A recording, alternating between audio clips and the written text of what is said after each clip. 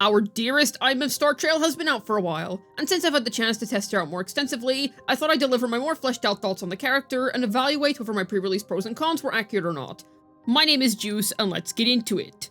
So, to clarify, I did indeed have access to the media server for this character, but I decided to do plenty of testing on my own account as well to see how this character performs and see how she does on the live server, using gear that I farmed myself. Right now her gear is pretty good. I mostly just have to fix one of her 1 costs because it's lacking a crit damage roll, but otherwise I have a pretty good build on her. Now, with that being said, I have to say, this character is absolutely busted. One of the first things that I said is that she would be an insane Break DPS. Yes, absolutely. The toon breaks that she does feel so freaking good. She chunks down so much of the enemy's HP with her toon breaks, and it is absolutely nuts. Generally, you want a toon break just whenever you can, but if you can toon break before you use her first ult, that would be the most ideal time to do so that you can fully benefit from an S0 Mornier's mark. However, if you have an S1 Mornier, then just do it whenever you want because it's not really going to matter and you're going to have full uptime regardless. But in any case, she is a really strong Break DPS, and honestly, I am not surprised. Linny and Mornier were such strong support characters that formed such a powerful core that Aemeath being as powerful as she is doesn't really surprise me whatsoever. She is absolutely busted. Even if you don't have the complete Break core and you've substituted Mornier for Shorekeeper or Linny for Lupa or something along those lines, then goodness me, she is still ridiculously powerful. This unit is broken, and I'm personally having a lot of fun with it. So I'll say this, she is absolutely the best user of Break right now, the strongest Break DPS in the game, and of course, the only dedicated Break DPS in the game, at least as of now. And yeah, she's absolutely nuts. That pro 100% held up. Now, one thing I will say though, is that like I expected, Fusion Burst just isn't good on her at the minute. You can use it, and there is pretty strong shield in TOA if you would like to use it, but it's not going to be anywhere near as good as simply using Break. Now, I will say, I don't necessarily think it's always going to be like this, and I do expect that eventually Chisa is going to have her time to shine, but don't be baited into pulling for Chisa right now. Do not be baited into getting Chisa right now. If you like the character, go for it, but just keep in mind, you don't need her at the minute, and until Fusion Burst gets a dedicated second slot teammate, it's just not going to be good. As it currently stands, it is a pretty pointless mode to use when you could literally just swap out Chisa for Shorekeeper, use Break mode, and do far more damage. If you really want an additional use case for your Chisa, then fine, but ultimately, just use Break mode. It is astronomically better. Another thing that I mentioned is that she would likely be broken. Yeah, no, she is absolutely the best DPS in the game at the minute, and nobody comes close. Before, Filova was pretty comfortably the best DPS in the game before 3.x came out, but at this point, yeah, Aemeath has kind of stolen the show. She is ridiculously powerful, and if you really care about meta, let me just tell you now that if you manage to get this character's full premium team, goodness me, are you in for a treat. This unit is extremely strong. And even if you're unable to play her best in slot double Break core team, all of her other 5-star alternatives are really good. Now, I emphasize 5-star alternatives because if you don't have at least one of the good teammates for her, whether that be Lupa, Mornier, Linny, something along those lines, you're gonna have a harder time team building. It's especially gonna be rough if you don't have a good second slot for her, because then you're gonna be stuck using Johnshin as a budget option, which just isn't good. Now, if you have Lupa, then you can run something like Aemeath Mortefi Lupa, and that's going to be good, and that actually is a good budget team, but that requires you having the Wolf Warrior, and not everybody's gonna have her because she's on the more niche side, though I will say, pretty underrated character, she's extremely strong. So yes, definitively the best DPS in the game. I don't think this is a surprise to anybody considering how strong the double Break core already was, but she is so astronomically better than the other DPSs that the gap is very noticeable. Another thing that I mentioned is that she would have dynamic gameplay because of her ability to switch between modes, both herself and her mech. Yes, this is true. There have been even more rotations discovered since I made my initial guide on her, but I personally want to wait nearer to the end of her banner so that I can make a complete video featuring all of her different rotations, because this character keeps getting freaking new rotations all of which have different benefits. So this unit is extremely dynamic in terms of gameplay, and you're very easily able to choose how you personally want to play her. Certainly one of the more dynamic DPS playstyles in the game, and I should say that she's also not necessarily hard to learn, so once you get the hang of her, then you can very easily play this character. She's accessible enough because you can alter her rotation to offer more normal attacks if you're having a hard time working with the tightness of her optimal rotations, but if you're relatively good and you're confident, then you can indeed just use her tightest, most optimal rotations and do a ridiculous amount of damage, and optimizing on her is actually rewarding, because if you use her current best rotation, that gets you 90k DPS. If you don't understand how good that is, Cardathea is in the 70 to 75k range, and she is still really good in TOA.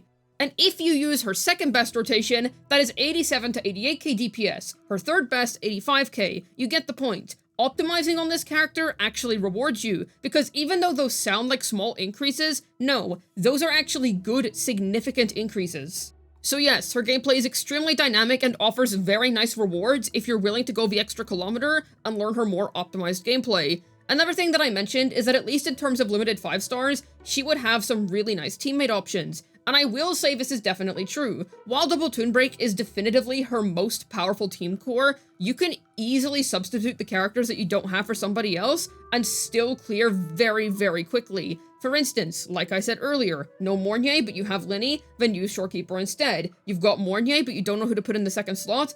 Lupa's gonna serve you just fine. Let's say you have the Wolf Warrior, but you didn't pull for either of the 3.0 characters, then you can use Aemeath, Mortefi, and Lupa, and that is going to be a very good team. So all around, you definitely have options, and there are plenty more that I mentioned whenever I made my guide on her, so you genuinely aren't strapped for choice.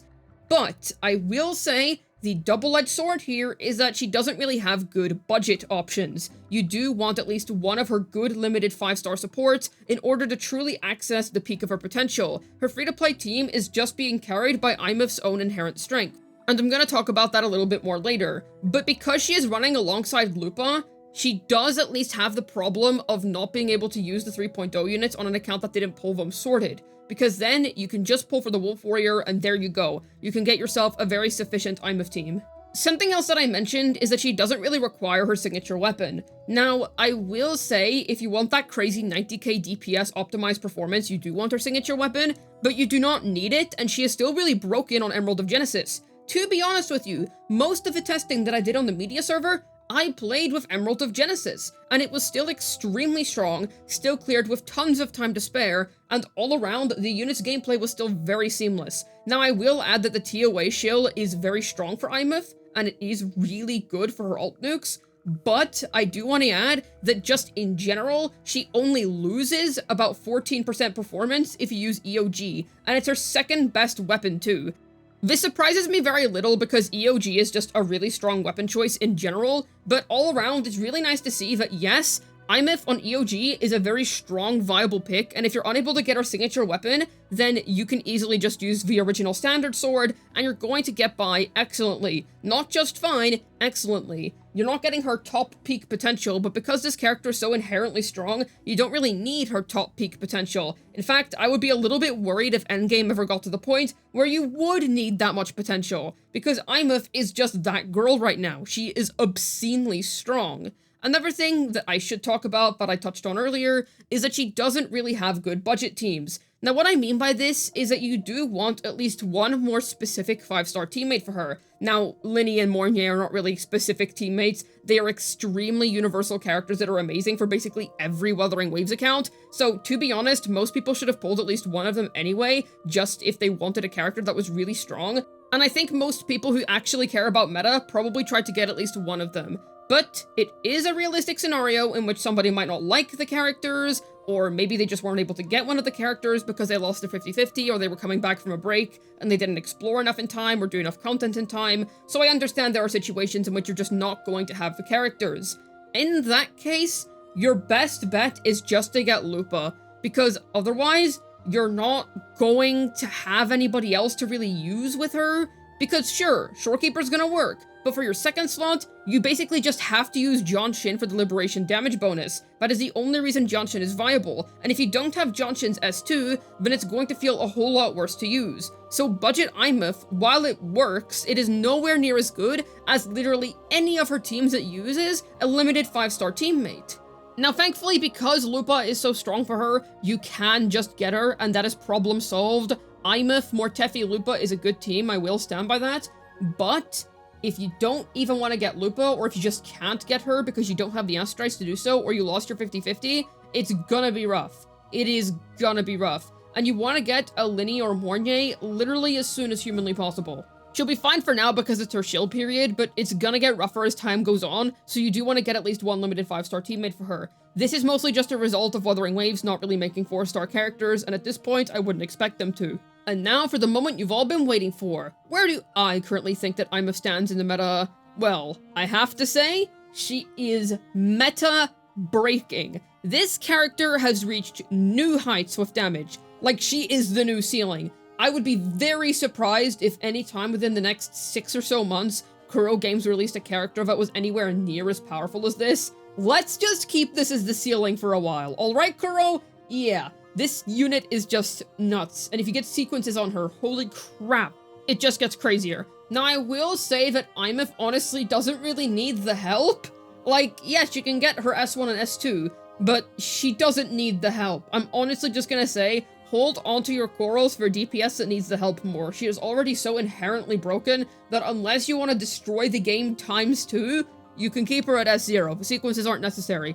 Or if you just want to get sequences because you love the character, that's fine too. And obviously they're gonna be good value because they're on a strong character. I'm just saying, dude, she doesn't need the help. She really doesn't need the help. It's gonna be strong, but holy crap, she's already insane as is. So yeah, very strong character. Kuro Games honestly cooked in every aspect of this unit. And I have to say, I originally was not expecting to like this character as much as I did. I was excited for her. I was very excited for her release. But that was because I was excited for her gameplay. I was excited to have her on my account and test her out with my gear and stuff. And I liked her character design, and I liked Nanami's Star Trail. But I didn't expect them to really connect me with this character, with how good her story was.